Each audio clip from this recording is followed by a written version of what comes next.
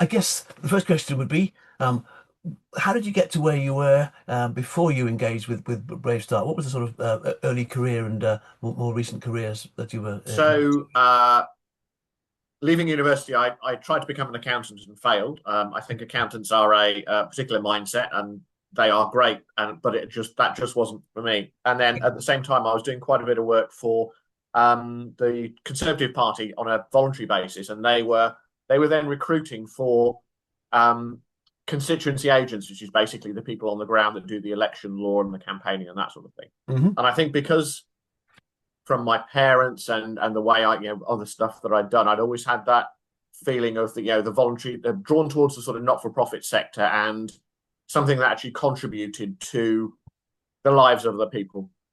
Well, that So I did that for 10 years. That was fascinating. I met a lot of really interesting people and learned an enormous amount. And then my timing was very poor because I joined that in 1994 and left it in 2005. So I joined just as the Tory party was going down and then left just as it was sort of coming back up. And so my timing was pretty impeccable on that. Um, then moved properly into the voluntary sector and into the aging sector in the Age UK network and spent 17 or yeah. 18 years with them, local, regional, and then national level. Finally, with the Silver Line, which was really eye-opening in terms of the work that can be done to make people's lives better, particularly for older people.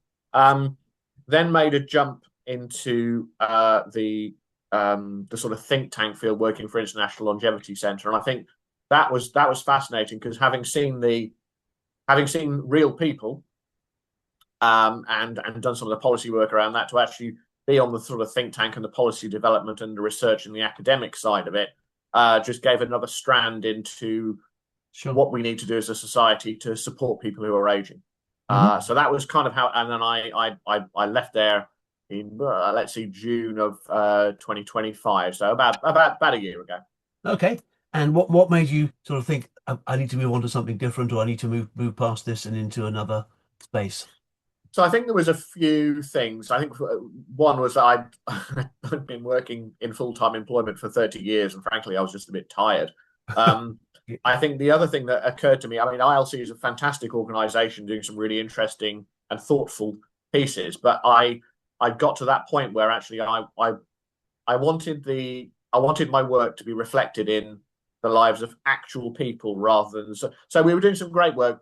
We were working for some of the big pharmaceutical companies. We were doing some work with financial institutions.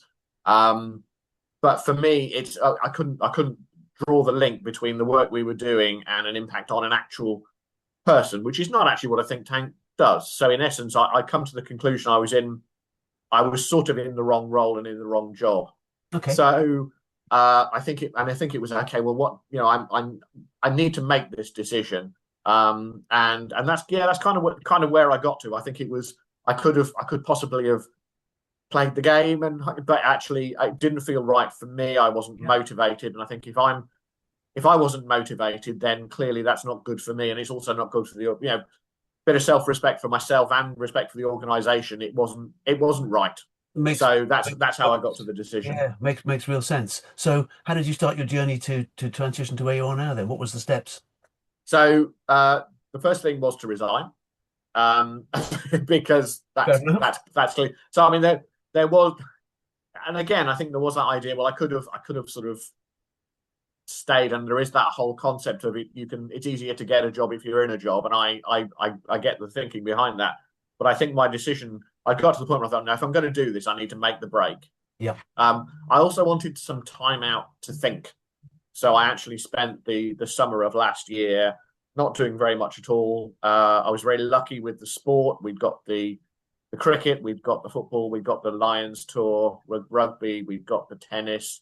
So I had 3 months where I just really sort of chilled out, did some thinking, Yeah. and then really started that thought process, bringing those thought processes into okay, well, what do I do next?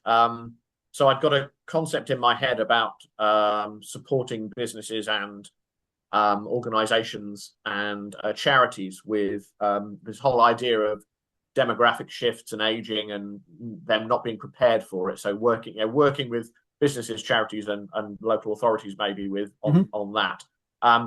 But at the same time, I was approached by a friend of mine on who's the CEO of Bexley Deaf Centre. She was recruiting for a fundraising coordinator part time, and I thought, if one of my criteria was to be helping actual people, then this is a really nice one to go for. So they're a fantastic charity, working with the deaf and hard of hearing community. So I can see, the effort that when I go into the office, the effort I put in raising them, I can see very instantly the impact that it's having on actual people. So that was one of my boxes ticked, if you Yeah. like. I Yeah. suppose one of the other things was around future learning. So I did a few free online courses whilst in my sort of time off. But the Bexley Deaf Centre, I have to learn British Sign Language. So Of course. I've been doing it slightly informally in the office, being supported by the receptionist, who's a lovely lady who is deaf, and she's been sort of informally sort of teaching me bits and pieces. But I start the proper course in 2 weeks' time. So I think there was that whole, actually, this is my skills. I can use my skills. I can bring all level of my experience to this. I can see the impact it's having on real people, and I'm going to be learning something new. So what's not to like, and it gives me freedom to actually develop this other side consultancy bit as well. So what's not to like, basically. So you've got the pattern that you wanted it crafted with that as one of the pieces, and the other pieces are you still free to I build think so. your mix? One of the things that Lucy's very much talked about with Brave Starts is with the portfolio career. It's having that sort of anchor role that Yeah. is that's the solid one, and then there's the other bits and pieces that you can do on top. And I think that sort of mixed way of working has really appealed. It sort of appealed to me, but it wasn't until I got into it that I thought, actually, I can cope with this. So with some of the nice weather that we've got, I've been, during the day, I've been just enjoying reading the papers and reading books and stuff, and then going up to the office and having 2 or 3 hours doing some actual work in the evening when it's cooler. So that whole flexibility. I mean, we say 9 to 5, but no job that I know in the voluntary sector is 9 to 5 anymore. You do it, you do it when it needs doing. But that added flexibility has been quite a nice one to do as well. And I think in a way it's making me more productive as well, because I'm actually working when I want to work and when I'm better at working. That makes sense. So the pattern, the flexibility, and the mix of different pieces that are in place that Yeah, to give you the learning, to give you the yeah, opportunity to make a real difference. yeah. I mean, it is very early days at the moment, but I think that's nobody starts a little business and then expects to be up and running within 2 or 3 months. I know this is a long-term thing I'm looking at here. So But knowing that just means, oh yeah, you've got to keep at it, and that's fine. But no, it's the way it's working at the moment. It seems to be fitting with the way I want to live, which is the one of the main things. that's a wonderful thing to hear. That's a wonderful thing to hear. Obviously, it makes those and brave start thinking, fantastic. That's the sort of Yep, the outcome that someone says, this is the way I want to live and it's working, and I've got a long-term future to continue to build and work on it. That's really good. yep, Thank you for sharing that story. I love that. And I love when you started about the reason to move away was you wanted to be engaged with real actual people, seeing what you do matter, and then bam, yep, you're doing that every time you walk in the office. yeah. And you can build the rest of your pattern. What tips or advice would you give to somebody else who's thinking, you know what, I need a change from here. This isn't the right fit for me, or this isn't quite how I need to be. What tips would you share from your process or your journey of transition? Yeah.